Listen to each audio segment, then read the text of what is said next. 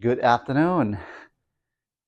So this is my view every single day, just out the backyard, just nothing but tropical paradise from my the master bedroom up here. So as you can see, I mean, it can we continue to be getting a good amount of rain, much needed rain. And today though, I kind of wanted to really discuss the or continue on the concept of just well draining soil and the tremendous benefits of rainwater, which is free to the tropical fruit trees. So we've been, I mean, I want to say this is the third incident where it rained nonstop for like a couple of days. So this is the third incident.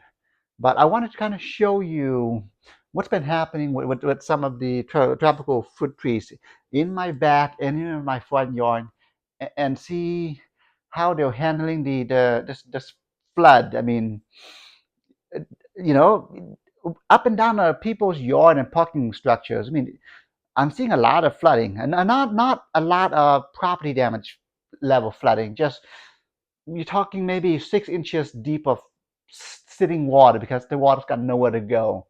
And I wanted to kind of show you what I've got in the yard with the 5, 6, actually probably going 7 years now of the conditioning that I've been doing with the soil that's in my yard, and how they're handling the vast amount of water.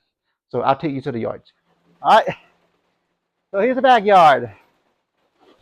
People naturally don't like rainwater for some reason, but I like rainwater. So continuing on the flooding that's been happening, this is what I'm seeing. Check it out. I mean, this is my yard. This is I say maybe 3 inches worth of water, just puddles of water. Now notice though, it's in the section of the yard that is not conditioned. I mean, I've had these bricks here for like a long time.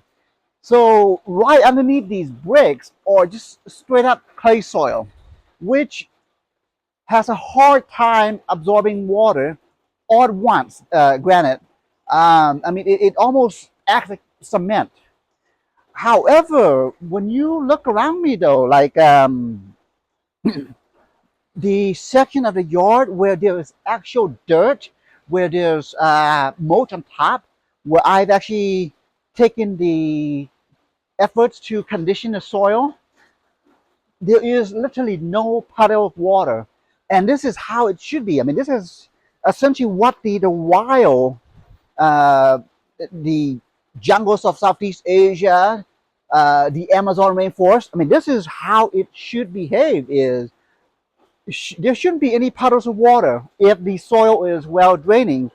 Like the chamoya.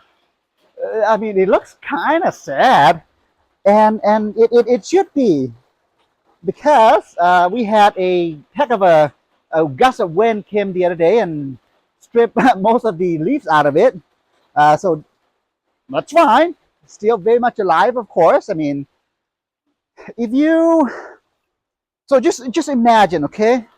Uh, I don't know if you know it, but in the jungles of Southeast Asia and the Amazon rainforest, where majority of my trees are native to, it actually floods quite a bit. There's a lot of natural flooding that happens. I mean, Amazon rainforest, when you look at watch the documentaries, you see piranhas just roaming to the forest, and that's because of flooding. Uh, so these trees are like, they're used to it. They actually welcome the extra water. It's part of the natural cycle of their life.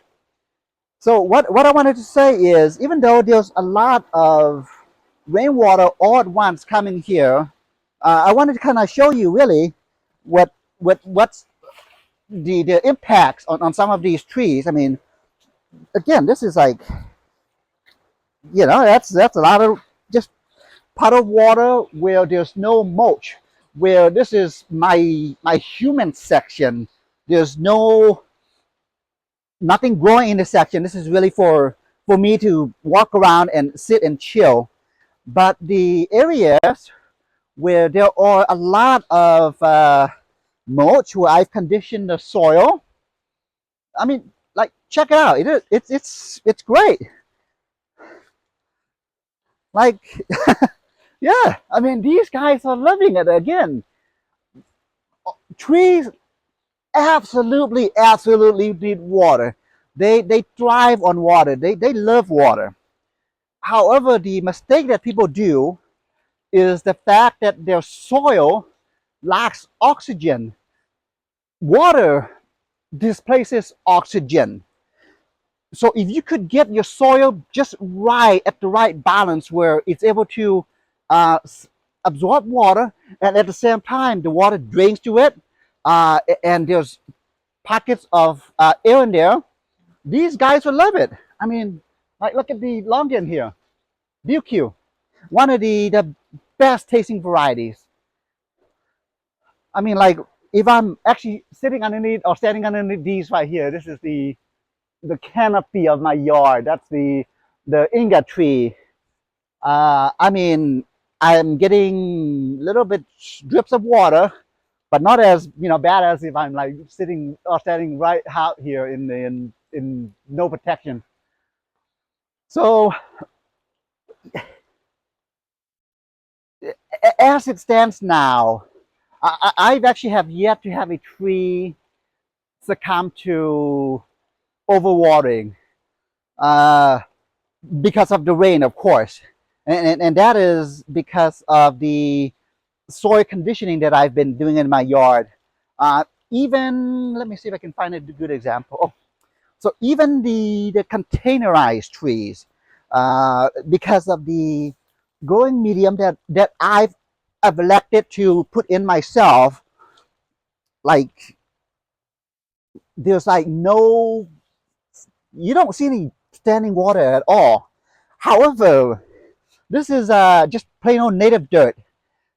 You obviously see, I mean, if it rains enough, there should be a lot of standing water in here. This is just straight up native dirt, which I use just to grow vegetables.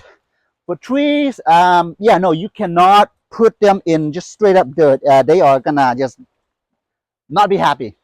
They need to be able to breathe, especially in container trees. So yeah, even with the containerized trees, I mean, these guys love water. So the cool thing with the rain is, well, of course, I'm actually glad that it rains, just because anytime it rains, I know the threat of frost is not an issue. I mean, it's raining a lot right now, but it's actually, let me see what the temperature is. 50, 58 degrees. So I would much rather have it rain, and at 58 degrees when it rains, because it brings all this warm air with it, than to have it no rain at all, but cold and frosty. So I actually, me along with the trees here, the mangoes and the black sapote, actually really look forward to the rain, just because anytime that I see rain in the forecast, which unfortunately we don't get a whole lot of, but you know what, fortunately this year we've got a lot of it all at once. For some reason we got a lot of rain all at once, and with again with the rain, it is generally much warmer than if it were on the weeks and days without rain. So we're looking at the forecast, just because we've got more rain forecasted throughout the remaining week. Um, there is not going to be any mornings where it actually dips below 40 degrees, which a lot of these trees really would appreciate. So yeah, I mean, like check it out. I mean, there's really nothing more satisfying than just looking at the all of your rain watered foliage. It's just something about it. It's just something very cool.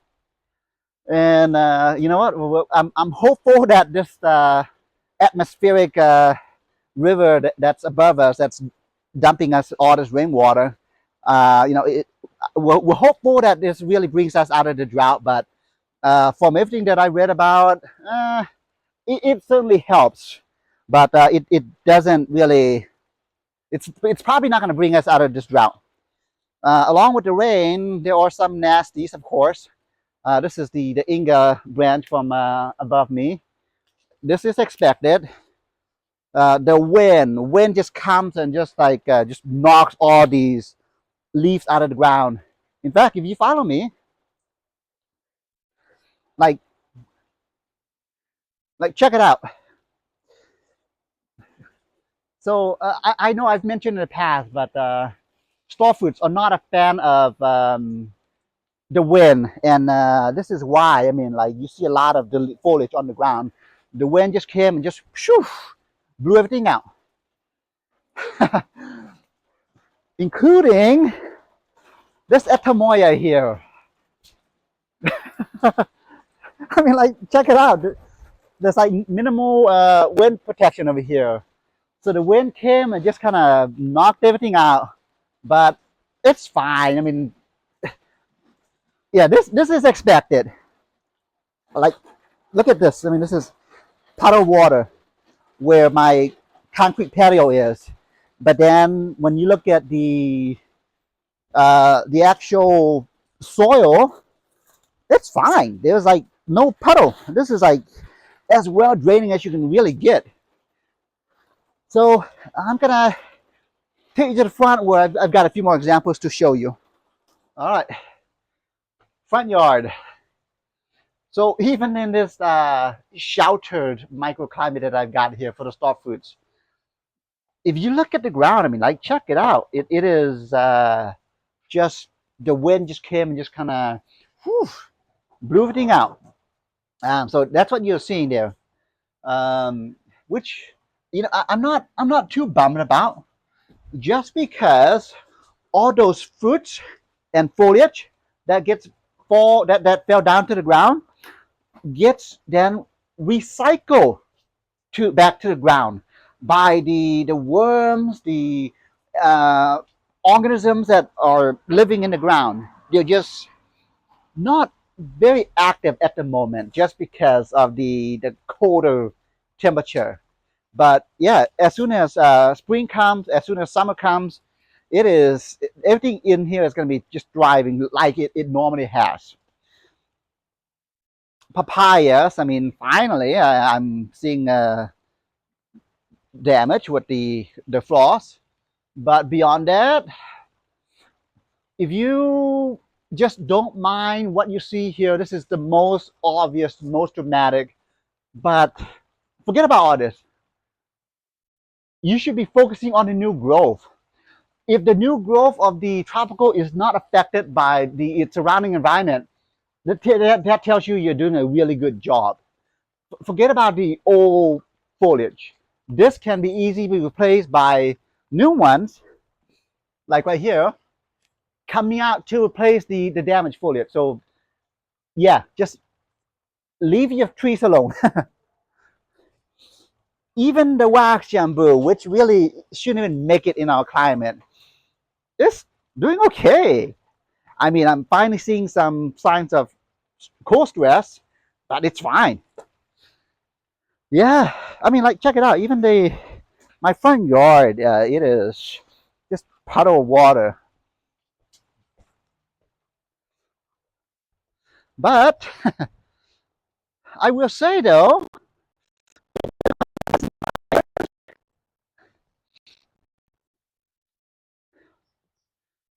like check it out. I mean, okay, this is a really good comparison that I kind of want to show you. Okay, here's a good one. All right, so well, yeah, check it out. See all this water, running water? It is, of course, coming from the lawn here because there's very little root system from trees. Actually, there's none at all from trees that is able to condition your soil and make it where it can absorb the water. So that's why you see all these runoffs here. Going to the street, this is, by design. But then, like, look at my yard. You see no runoff at all. Like check it out. Like there's no runoff at all from my front yard, just because again I've over the course of years and years I've conditioned my front yard and the soil to be as well draining as possible. So that way these guys, including that little hummingbird right there, gotta think about the birds, including the longans, including everything in here, is able to absorb water, even though our man-made concrete jungle here cannot. Uh, so that's why you don't see any runoff at all from my yard. And the little runoff that I get from my neighbors over here, the way that I've got my system set up is I actually don't mind, because the water goes here, goes into my little strip section here, and gets then absorbed by the Inga water loving tree. At the same time, drought resistant. So water loving tree sucks up a lot of water. These guys occasionally flood in the Amazon rainforest. Same with the mango. Yeah, I know. I know folks don't associate mango with liking water, but mango, these are manila mangoes. But yeah, these guys have no problem with water. So which is why practically everything you see back here, I have no problem with uh, getting them to absorb the additional water. So it's a win-win for these trees. So anyhow, yeah, just wanted to kind of really show you. I mean, once you get your trees to the stage right here where it is just in the best home possible, they handle the elements without any issues. Uh, I mean, other people might have a lot of runoffs into the streets, but no, not mine. I mean, it's fine. So anyhow, all right, have a good afternoon.